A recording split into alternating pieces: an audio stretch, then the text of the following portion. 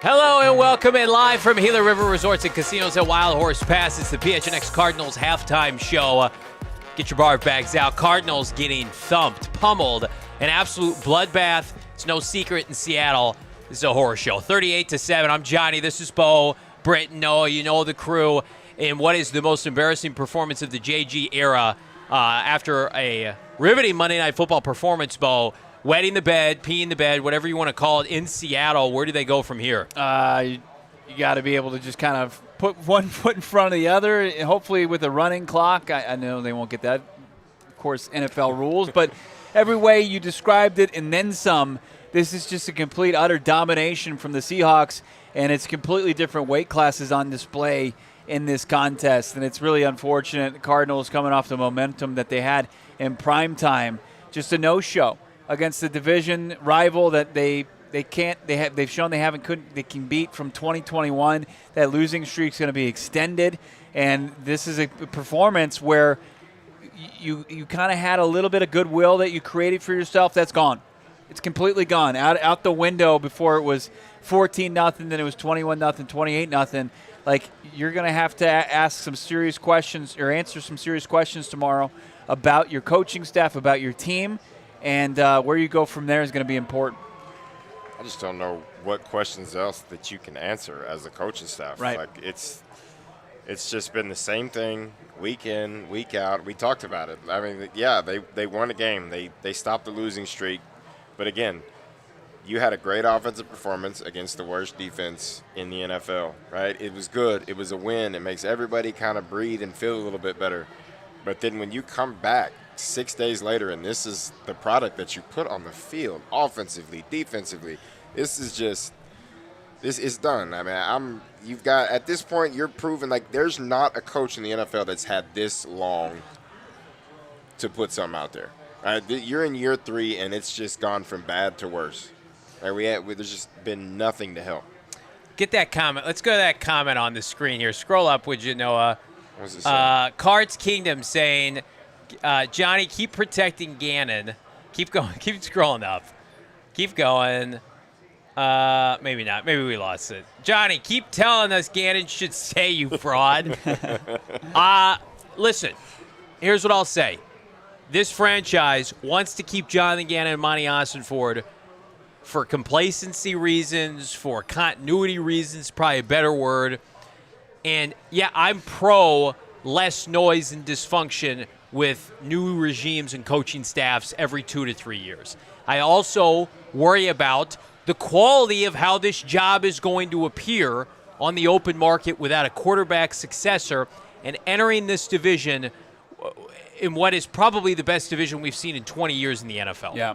With multiple high-level coaches, 2 of which are going to be in the Hall of Fame, and now Mike McDonald, who's kicking everybody's ass. So, again, you want to hire Mike Kafka to come here and be 3-13 or 3-14 for a couple seasons, that's fine. I would rather, at this time, allow them to finish the season before I'm going to say, you have to fire Jonathan Gannon. Now, do I think Drew Petzing should be fired?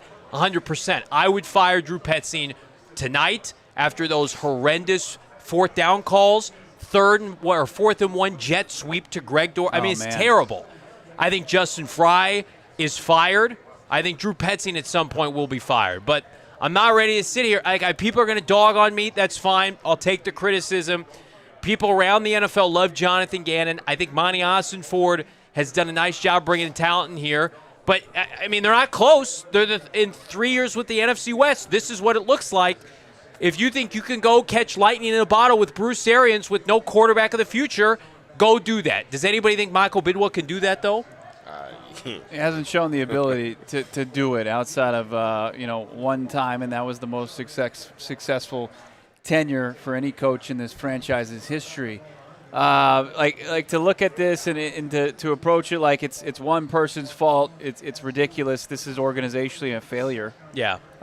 You don't get your ass kicked like this with it being one person's fault. I mean, this is the most embarrassing game under the Gannon regime. Yeah. And this is when you talk about, looking forward at 3-5 after coming off a 5-game losing streak, which was inexcusable, and you had those tough luck losses.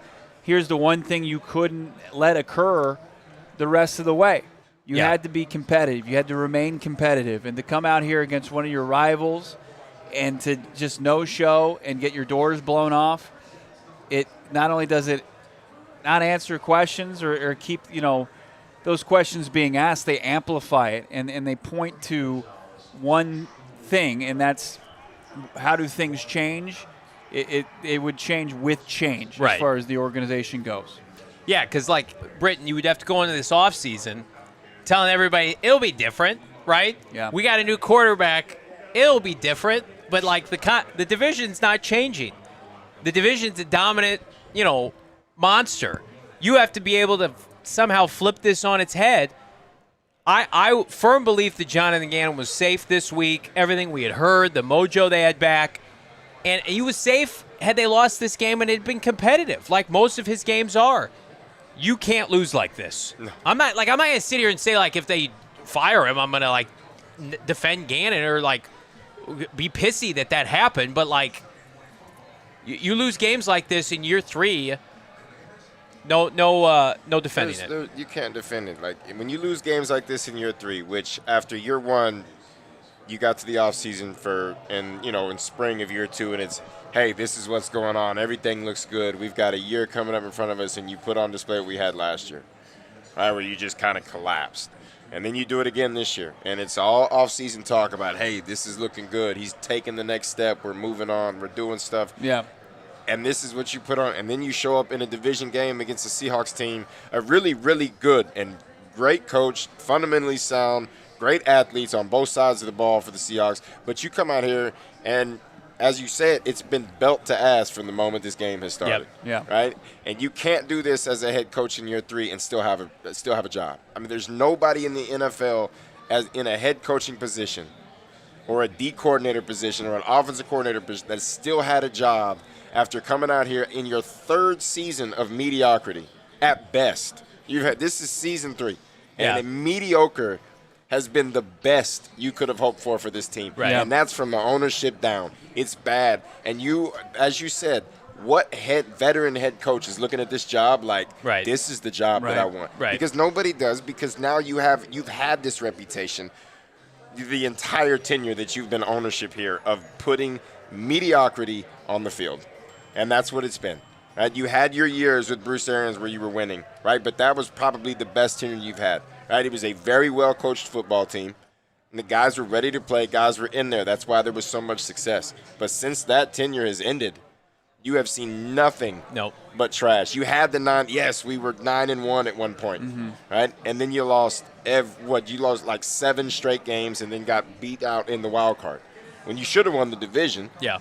But then you go to the wild card and you lose. Like it's mediocre at best out here, and that's from the top down. And until you can change that narrative, you're not going to find somebody with any type of credibility that wants to come in here as a head coach and says, this is the spot for me. We better get to these super chats here. Tyler, time for a tankathon. Mendoza and Simpson look nice. They'd have to lose out. Yeah, and even then, I mean, 3 wins might disqualify you for at least, maybe the top 2 picks, right?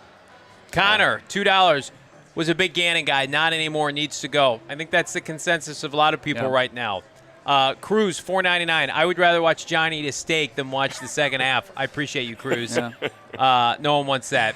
Chaz, what's Jonah Williams' address? Asking for Let's not do that. Let's not do that. Aaron, $2. This loss will end many fanships for this team. Nah, you guys will be back. We'll be back. We'll all be back. Libertarian Sasquatch, $1.99. Have we tried running it up the gut? Oh, just God. a few times. Cal, $2. Incoming Gannon's asked coach speak about the offense. Chef's kiss, baby. I'm not even listening to that one. Here's what I would like for him to say.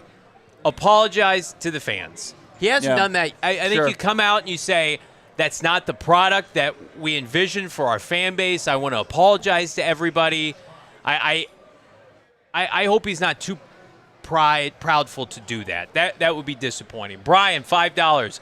Y'all sipped the K1 hate and went drunk. OC should have been gone, and neglecting the O-line last draft killed us. Did we sip some K1 hate, Bo? Listen, I didn't have anything Apparently to hate. so. There was no hate from it. It was you got offensive production with Jacoby Brissett that you didn't have with Kyler.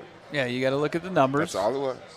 And you have to look at what was working and what wasn't. I mean, Exactly we what never you said. Kyler was the problem. Never at any point. But was the offense more productive with Jacoby Brissett? M. Spencer, let's stop talking about the game and talk draft. We might do that continue on the watch along. We're gonna go back to the watch along. The post game might start early at this point, so stick around. Can we get Johnny Sipperable today? You know what? Play your cards right. But here's what you need to do. Subscribe to PHNX Sports. We're jumping back to the watch along. Get your barf bags out. Cardinals to receive the ball. We'll see you then. We all silly like the mayor.